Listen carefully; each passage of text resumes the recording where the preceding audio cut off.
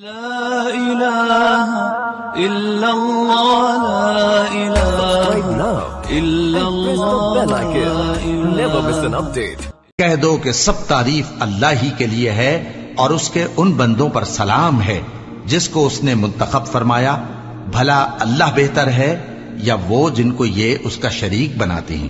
بھلا کس نے آسمانوں اور زمین کو پیدا کیا اور کس نے تمہارے لیے آسمان سے پانی برسایا؟ پھر ہم نے اس سے سرسبز باغ اگائے. تمہارا کام تو نہ تھا کہ تم ان کے درختوں کو اگاتے. تو کیا اللہ کے ساتھ کوئی اور بھی معبود ہے؟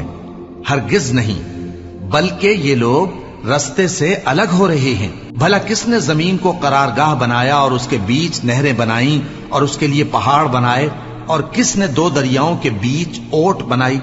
یہ سب کچھ اللہ نے بنایا. تو کیا اللہ کے ساتھ کوئی اور معبود بھی ہے؟ ہرگز نہیں، بلکہ ان میں اکثر علم نہیں رکھتے.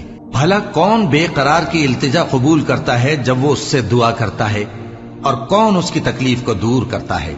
اور کون تم کو زمین میں اگلوں کا جانشین بناتا ہے؟ یہ سب کچھ اللہ کرتا ہے. تو کیا اللہ کے ساتھ کوئی اور معبود بھی ہے؟ ہرگز نہیں، مگر تم بہت کم غور کرتے ہو. بھلا کون تم کو جنگل اور دریا کے اندھیروں میں رستہ بتاتا، اور کون ہواؤں کو اپنی رحمت کے آگے خوشخبری بنا کر بھیجتا ہے؟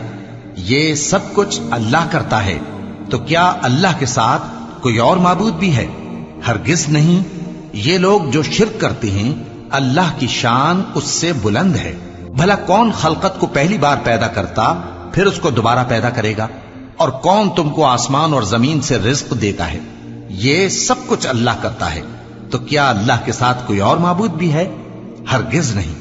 کہہ دو کہ مشرکو، اگر تم سچے ہو تو دلیل پیش کرو. کہہ دو کہ جو لوگ آسمانوں اور زمین میں ہیں اللہ کے سوا غیب کی باتیں نہیں جانتے، اور نہ یہ جانتے ہیں کہ کب زندہ کر کے اٹھائے جائیں گے، بلکہ آخرت کے بارے میں ان کا علم ختم ہو چکا ہے، بلکہ یہ اس کی طرف سے شک میں ہے، بلکہ یہ اس سے اندھے ہو رہے ہیں.